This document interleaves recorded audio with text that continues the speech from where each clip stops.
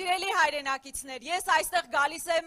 Մալաթիա Սեբաստիայում իրականացված քարոզարշավից հետո։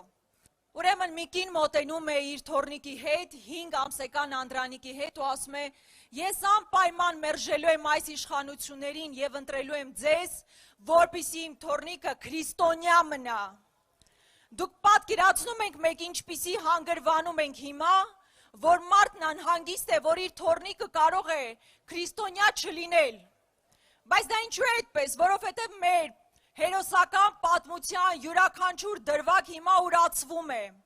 Պատերազմ է հայտարարվում այնպիսի մեր ինքնության տարերի դեմ, որ երբևէ որևէ մեկից մտքով չեր անցնի։ Մենք երբևէ կարող էինք պատկերացնել այն պատերազմը, որ իրականացվում է եկեղեցու դեմ։ Մենք կպատկերացնեինք, որ հոգևոր առաջնորդները քրեական հետապնդումների պետքա ենթարկվեն։ Մենք կպատկերացնեինք, որ Արարատի դեմ պայքար պետքա գնա։ Եվ ես մի կողմից լսում էի ու ասում էի, վայ,